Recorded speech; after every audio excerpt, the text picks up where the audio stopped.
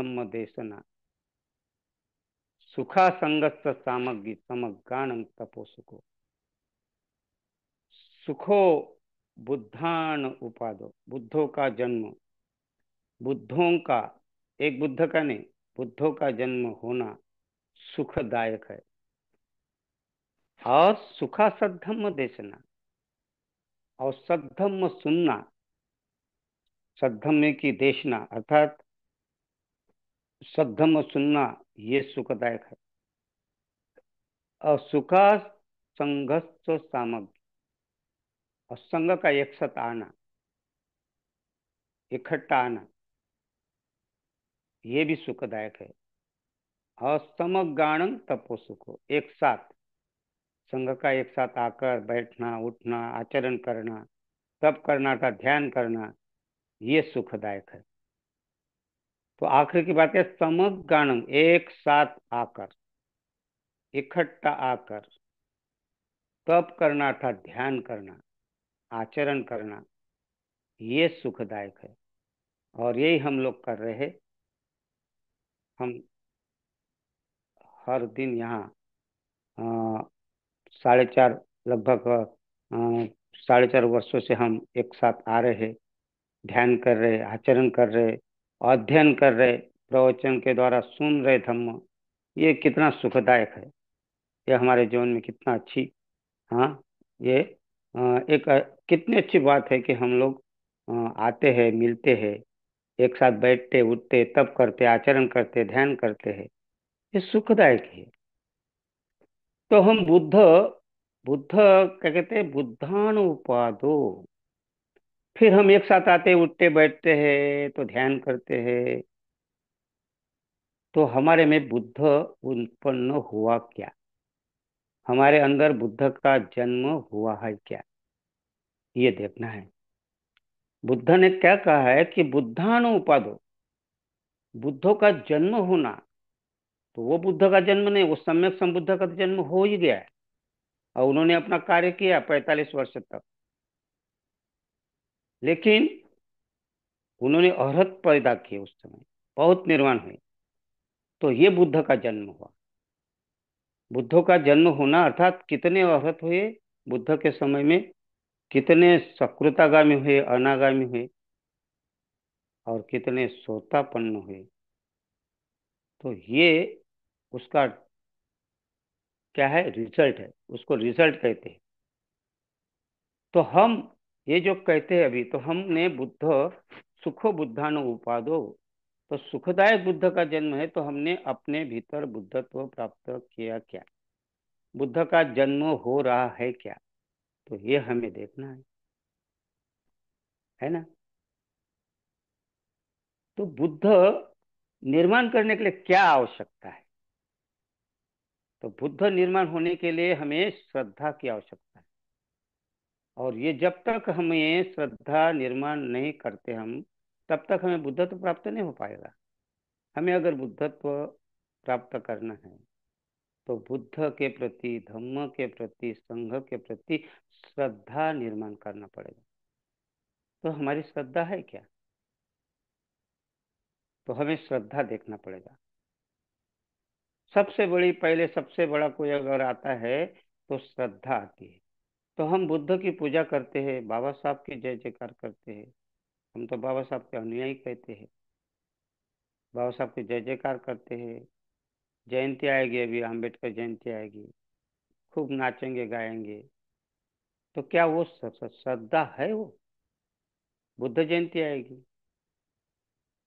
तो वो श्रद्धा है क्या, दरअसल श्रद्धा क्या है। अगर हम अपने आप को बाबा साहब के अनुयायी कहते हैं, बुद्ध के उपासक कहते हैं, तो हम सही मायने से उपासक है क्या, सही मायने से हम बाबा साहब के अनुयायी है क्या, देखना पड़ेगा हमें। क्या हमारी श्रद्धा बौद्धिक श्रद्धा तो नहीं है, श्रद्धा जरूर है हमें। अगर कभी किसी बाबा साहब के हाथ टूटता है, पैर टूटता है, कोई कुछ पुतले को ईजा पहुंचाते, तो हम इकट्ठा होते हैं, और फिर लड़ाई झगड़ा होता है, फिर कुछ जेल में भी जाते हैं, और ये होते रहता है। तो क्या वो श्रद्धा है? फिर बाबा साहब या बुद्ध के कोई कार्यक्रम होते उसमें फूल अर्पण करना और हाथ जोड़ना, तो ये क्या हमारी श्रद्धा है कि बौद्धिक श्रद्धा है? फिर हम घर में पूजा रखते हैं, कोई कार्यक्रम होता है तो पूजा से ही शुरुआत करते हैं, तो वो भी हमारी श्रद्धा कौन सी श्रद्धा है? ये देखना पड़ेगा। क्योंकि बाबा साहब की श्रद्धा बुद्ध पर थी, और हमारी श्रद्धा बाबा साहब पर है, और बाबा साहब के ऊपर श्रद्धा होने के कारण हमारी श्रद्धा बुद्ध के ऊपर भी। लेकिन सही मायने से हम श्रद्धावान है क्या, ये देखना पड़ेगा। अगर श्रद्धा हमारी है तो बाबा साहब ने कहा था, नथी में शरणंगय्यम, है ना, मेरा कोई भी शरण स्थान नहीं है, अन्य कोई मेरा शरण स्थान नहीं है, त्रिरत्न के अलावा कोई भी मेरा अन्य शरण स्थान नहीं। ये पशुपतिनाथ के समय बाबा साहब ने पत्रकार को बताया था। पत्रकार ने पूछा था कि आप वो पशुपतिनाथ मंदिर में जाएंगे क्या? तो बाबा साहब ने उत्तर दिया था कि नथी में शरणंगय्यम। अर्थात बाबा साहब कहना चाहते हैं कि मेरा कोई भी ऐसा शरण स्थान नहीं है त्रिरत्न के अलावा। तो हम उनके अनुयायी हैं, कहते हैं, गर्व से कहते हैं हम अनुयायी हैं। तो अनुयायी अगर हम है तो हमारी श्रद्धा कैसी होनी चाहिए? खाली पूजा करना, बुद्ध के शरण जाना, बुद्धं शरण गच्छामि जब कहते हैं, तो ये ही सही है क्या? वह पूजा करना चाहिए, पूजा में हमारा क्या है, हमारी प्रेरणा मिलती है। लेकिन हम बुद्ध को जानकर पूजा करते हैं क्या? अगर हम करते तो फिर अन्य बातों का समर्थन करते हैं। अगर हम अन्य बातों का समर्थन करते हैं इसके अलावा, तो फिर हम बुद्ध के ऊपर श्रद्धा नहीं रखते। बुद्ध को किसी ने पूछा था, कथनसु तरति वोघम, कथनसु तरति वोघम,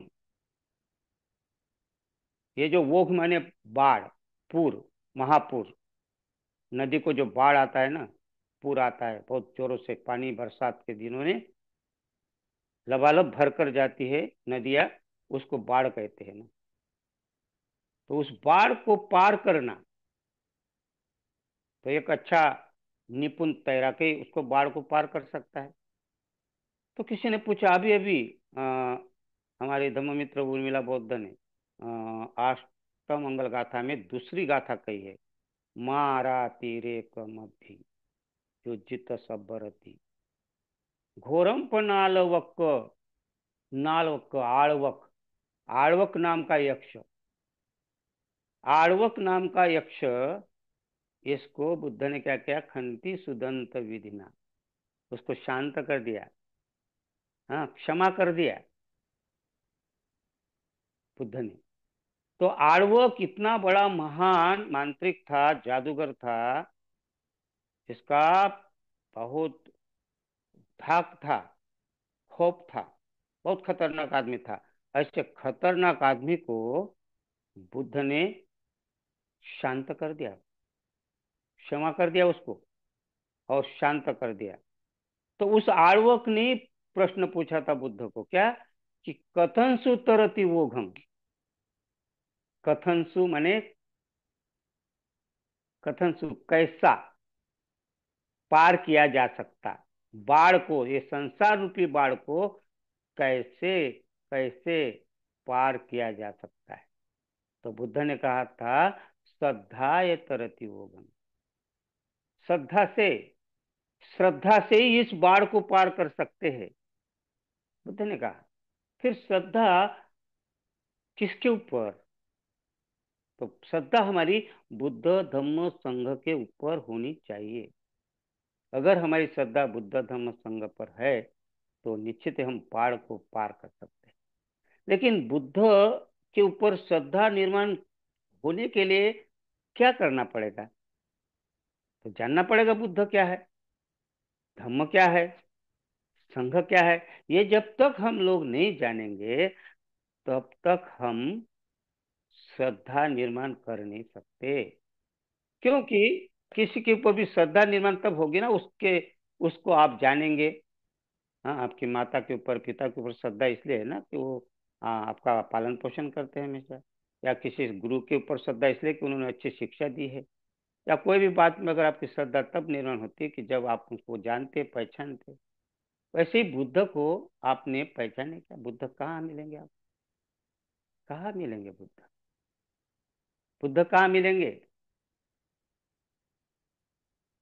तो बुद्ध आपको ध्यान में मिलेंगे।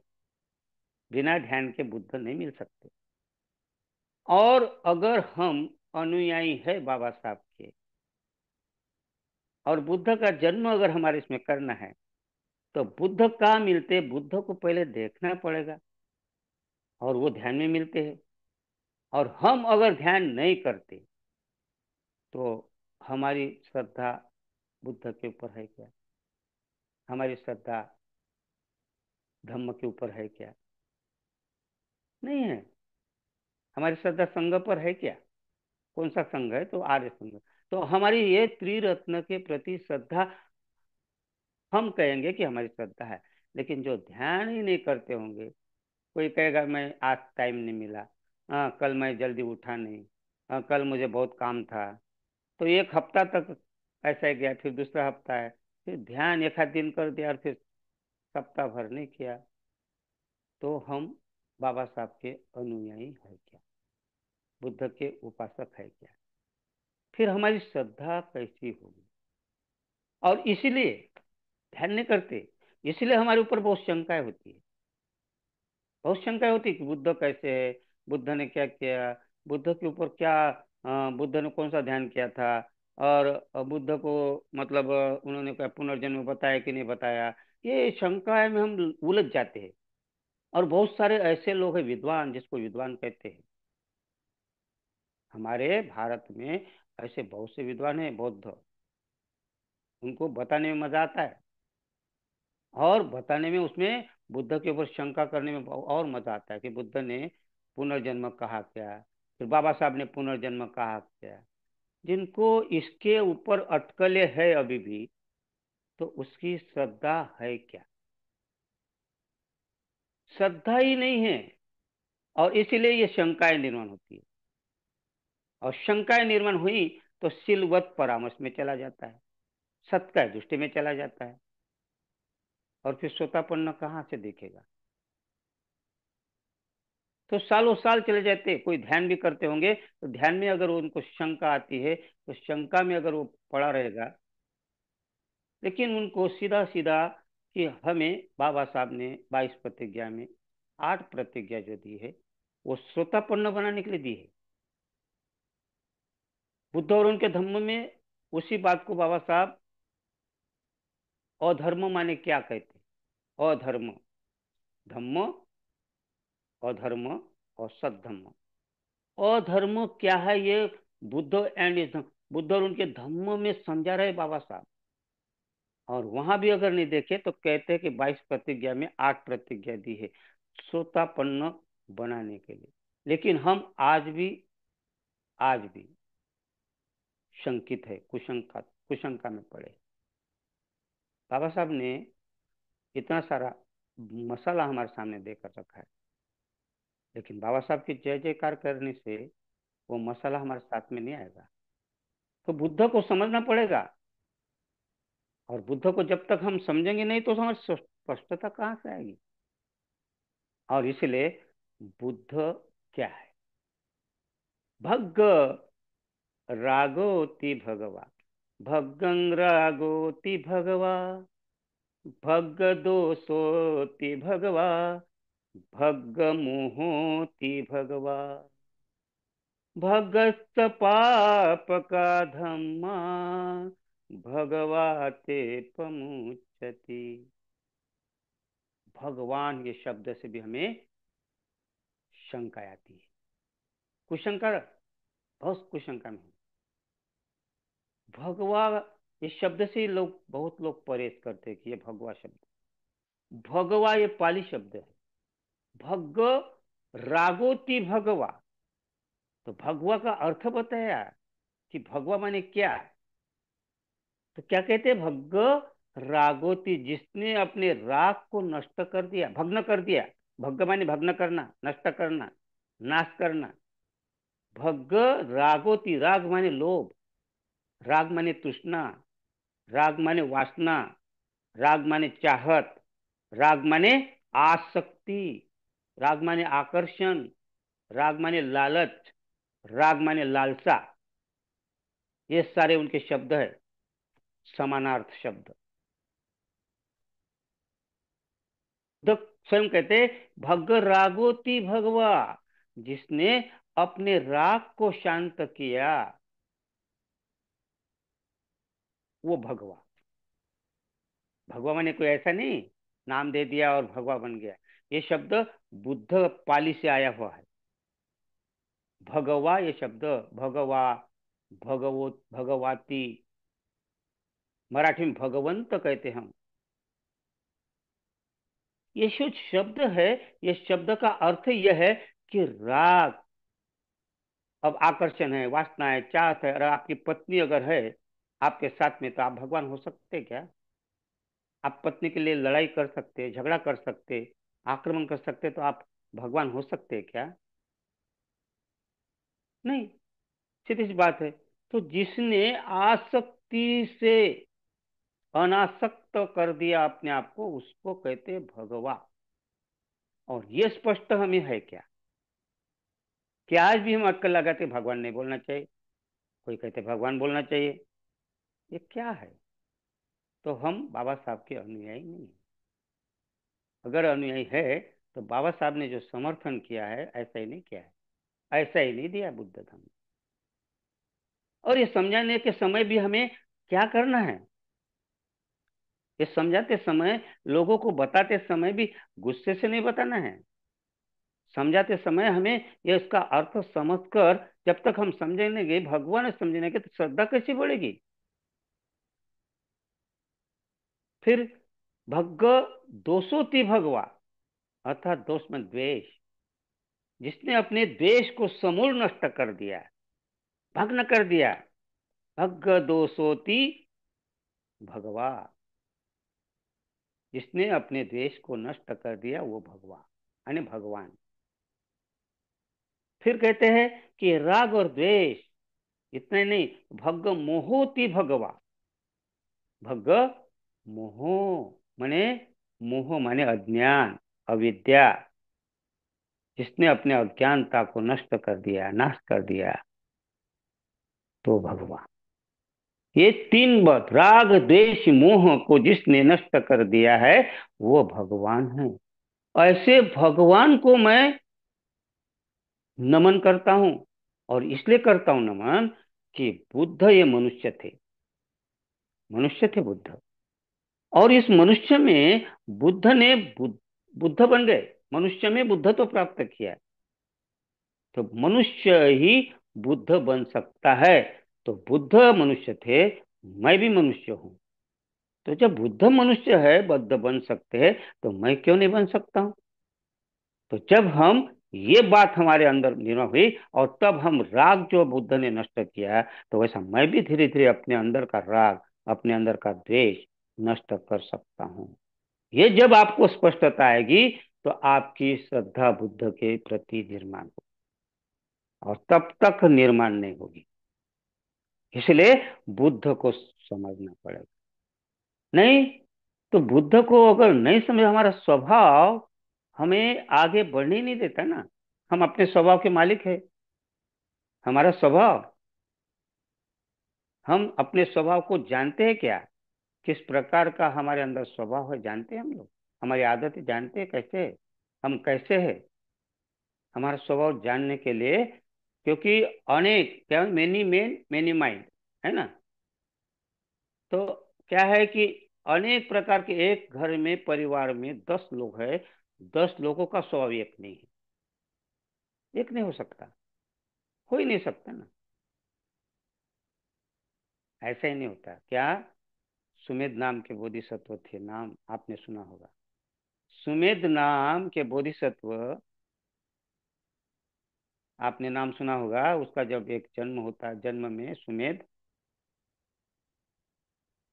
उनके माता पिता ने बहुत सारा धन छोड़ कर गए, बहुत सारा धन। जब मरते समय उसने कहा कि बेटा ये तेरे लिए, ये पुरखों की जायदाद है, धन है, बहुत सारा इतना इकट्ठा धन है कि तुम्हारी 7 पीढ़ियां नहीं खाएगे तो भी नहीं खत्म हो जाएगी। अमरावती नगर, नाम सुना होगा आपने। अमरावती नगर, ये महाराष्ट्र का अमरावती नहीं। अमरावती नगर पहले, जो आजकल अपन दक्षिण में अमरावती नगर था, वो नदी है। अमरावती नगर कौन सी नदी, कृष्णा या गोदावरी नदी के किनारे अमरावती नगर था, दक्षिण में, बहुत साल पुराने की बात है। तो वहां उनका इतना सारा धन था, तो फिर सुमेध ने सोचा कि इतना सारा धन मेरे लिए छोड़ दिया और अपने साथ में कुछ भी नहीं ले गया। फिर उसके पिताजी ने बताया बेटा ये मेरा ही नहीं, मेरे पिताजी का है, पिताजी के पिताजी का है, पिताजी के, ये 7 पुरखों से चली आ रही है इतनी धन दौलत, कितना खाते तो भी खत्म नहीं होता। सुमेध ने विचार किया, सुमेध भिक्षु ने, अपना वो सुमेध नाम के सन्या, वो जो पुत्र था उस समय बोधिसत्व, उन्होंने विचार किया कि 7 पुरखों से जमीन चले, लेकिन कोई भी अपने साथ में नहीं ले गया। हाँ, एक पैसा नहीं लेकर गया उसमें का। हाँ, एक दागिना नहीं लेकर गया, कोई मनी नहीं ले गया। आए और गए, छोड़कर चले गए, और मेरे पिताजी माताजी भी छोड़कर कह गए कि इतना सारा धन है, तेरे को कभी खत्म नहीं होगा। अरे मैं भी तो मर जाऊंगा तो साथ में नहीं ले पाऊंगा। क्या किया उसने, देखिए झटका लगा उनको कि ये 7 पुरखों से चलती आ रही है, 7 पूर्वजों की जमीन चलती आ रही, ये धन ही धन था, लेकिन कोई साथ में नहीं ले गया। और मुझे भी ये संदेश देकर गए माँ बाप कि ये तेरे को कम नहीं होगा। मैं क्या करूंगा, मैं तो साथ में नहीं ले जा सकता। झटका लगा, कोई काम के नहीं धन, बुलाया लोगों को, बांटने के लिए वो तैयार हो गया, सबको बुलाया, जिसको जो ले जाना है ले जाओ। और सब लोग ले जाने के तैयार हो गए। हाँ, जिसको जो हाथ में आ गया, इतना सारा कहीं कहीं धन होगा उनके पास, और ये देख रहा, तो उसमें गरीब की संख्या कम थी और अमीरों की संख्या ज्यादा थी लूटने के लिए।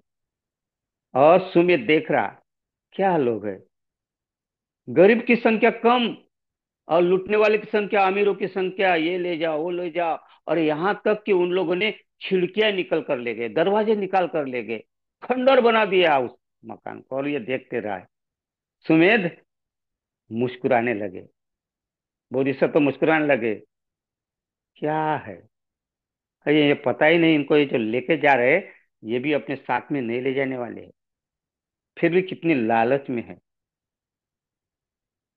और ऐसे मुस्कुराते हुए हिमाचल में निकल पड़े और वहां ध्यान करने लगे कि मुझे बुद्ध बनना है।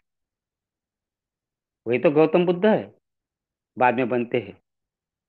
उन्हीं को ऑफर आया था, वही आए थे महामाया के सपने में कि मैं आपके कोख में आना चाहता हूँ। कितना त्याग होता है।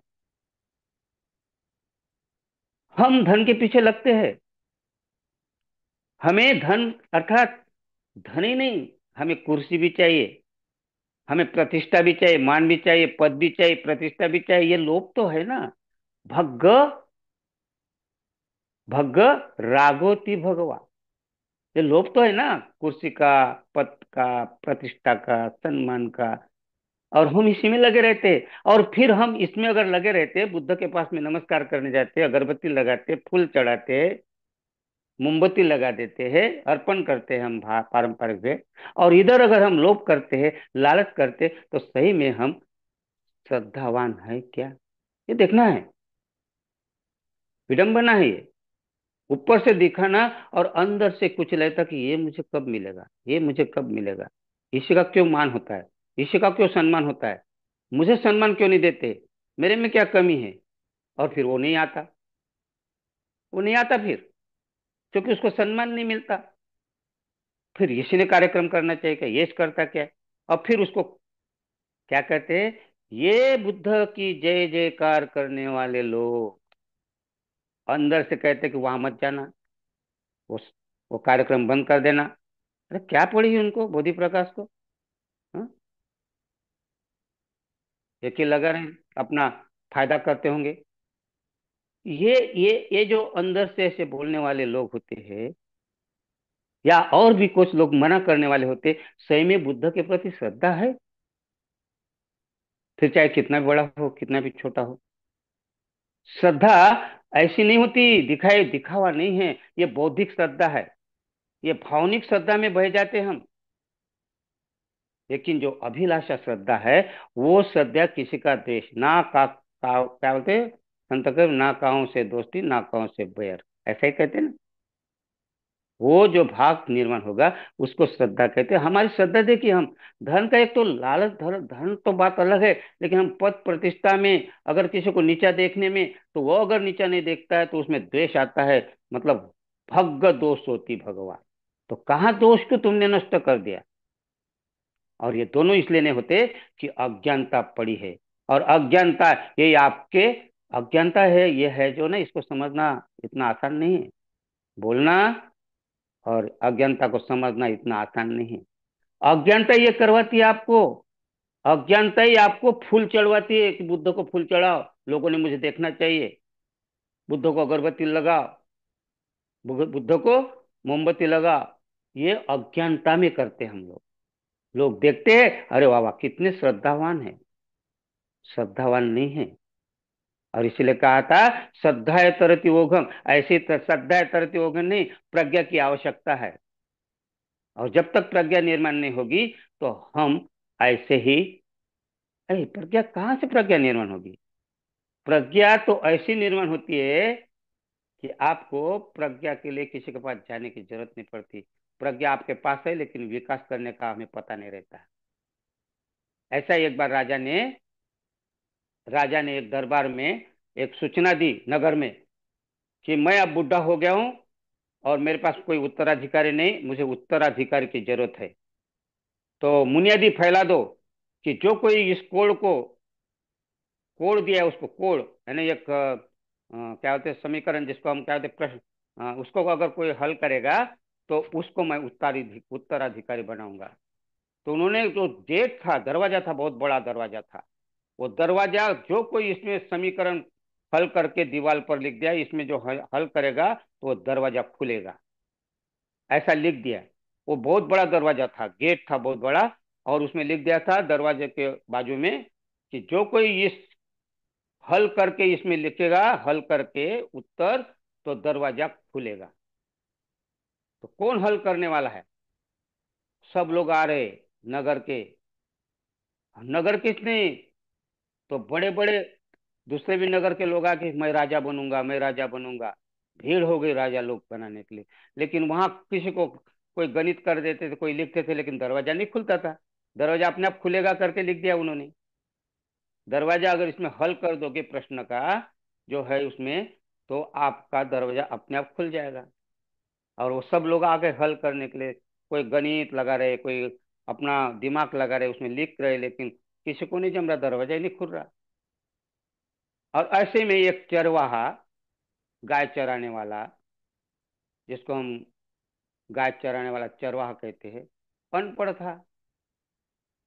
गाय चराने का काम करता था, बांसुरी बजाता था गांव में अपना खेत में, और गाय लाना और ना। और ऐसे ही वो आकर देखा तो पूछता क्या हो गया भाई, क्या हो गया? अरे तुरे क्या करना है तुझे? अरे नहीं साहब बताओ। तो बोले राजा ने ऐसा कहा कि उत्तराधिकारी चाहिए, और ये जो दरवाजा खोलेगा वो इसमें लिखकर दरवाजा समीकरण हल करेगा तो दरवाजा खुलेगा, तो उसी को राजा राजा बनाएगा। तो ऐसा है क्या? बोले चरवान बोले मैं खोल देता हूँ दरवाजा। बोले हाँ। अरे तू खोलेगा? बड़े बड़े उस्ताद आ गए यहाँ। बोले कोई बात नहीं। वो गया, मैं खोलता, बोले दरवाजा मैं करता हूँ। बोले ठीक है, उसको लगा दिया राजा ने। और गया, मारा एक लात दरवाजे को। दरवाजा से लात मारा, दरवाजा खुल गया। राजा ने उसको अधिकारी बना दिया, उसी को राजा बना दिया, क्योंकि उसने अपने प्रज्ञा का उपयोग किया। बाकी लोग हल करने के लगे प्रश्न। सर सब अज्ञानियों की भीड़। क्यों? क्योंकि ऐसी अज्ञानियों की भीड़ हमारे बुद्ध की मोमबत्ती अगरबत्ती फूल लगाने में लगी है, और उनको लगता है कि हम ज्ञानी हैं। ज्ञानी वो नहीं है। ज्ञानी तो बाबा साहब थे। अगर बाबा साहब ज्ञानी नहीं होते ना, तो आज हमारी ये, जो आज मैं बोल रहा हूँ, आप सुन रहे, ये हाल नहीं होते। वो था ज्ञानी। अज्ञानियों को ज्ञानी बनाया मेरे भीम ने, और प्यासों को पानी पिलाया मेरे भीम ने। अरे संविधान का करिश्मा तो देखो। पटरी पर चाय बेचने वाले को प्रधानमंत्री बनाया मेरे भीम ने। यह है ज्ञानी। यह है प्रज्ञावान। और उस प्रज्ञावान बाबा साहब की हम अगर संतान हैं, बाबा साहब के अगर हम अनुयायी हैं, तो हमें लोगों तक प्रज्ञा का विकास, प्रज्ञा प्रज्ञा साथ में रखकर, हाँ, प्रज्ञा का विकास करने के लिए प्रज्ञावान बनकर हमें लोगों के पास जाना पड़ेगा, और बुद्ध क्या है समझाना पड़ेगा। बुद्ध क्या है? तो रागोती भगवा। बुद्ध है जिसने राग को नष्ट किया, जिसने देश को नष्ट किया, जिसने मोह को नष्ट किया। तो मैं भी अपना राग नष्ट करने का प्रयास करूंगा। मैं भी अपने अंदर का भीतर का देश को नष्ट करूंगा, प्रयास करूंगा। और मैं भी अपना अज्ञानता को नष्ट करने का प्रयास करूंगा। और तब आपकी श्रद्धा, आपकी महत्वाकांक्षा बढ़ेगी। आपके मन में प्रसन्नता निर्माण होगी और आपकी महत्वाकांक्षा बढ़ेगी। ये दो बातें होंगी, आपकी महत्वाकांक्षा और प्रसन्नता निर्माण हो जाएगी आपकी। और फिर आप पीछे देख कर नहीं जाएंगे, फिर पीछे मुड़कर नहीं देखोगे, फिर आगे जाएंगे, क्योंकि आपकी श्रद्धा सही मायने से अभी तैयार हो रही। और फिर लोगों के पास जाओगे तो आप बाबा साहब बन सकते हैं। तो इसीलिए जाते जाते आपको कहता हूं कि आपको पहले बुद्ध धम्म संघ के प्रति श्रद्धा निर्माण करना पड़ेगा, और फिर लोगों को समझा कर उनके पास में जाकर समझाना पड़ेगा। क्या समझाना पड़ेगा? कि श्रद्धा कैसे निर्माण करने है, मधुर शब्दों में। इसलिए कर सको तो अपने वाणी में ऐसा असर पैदा करो। कर सको तो अपने वाणी में ऐसा असर पैदा करो कि रुख हवा का बदल दे, ऐसा हुनर पैदा करो। अगर इस देश में सम्मान से जीना चाहते हो, तो घर घर में एक एक आम्बेडकर पैदा करो, एक एक आम्बेडकर पैदा करो। तो ये है आज श्रद्धा। श्रद्धा पर चिंतन करिए, श्रद्धा बढ़ाइए, अपने अंदर का राग निकालिए, अपने अंदर का द्वेष निकालिए, अपने अंदर का अज्ञानता दूर करिए। और तभी हम बाबा साहब का सच्चा अनुयायी साबित होंगे, बाबा बुद्ध का सच्चा उपासक साबित होंगे, और फिर हमारी श्रद्धा अभिलाषा श्रद्धा बनेगी। तो बहुत बहुत धन्यवाद। आपने सुना,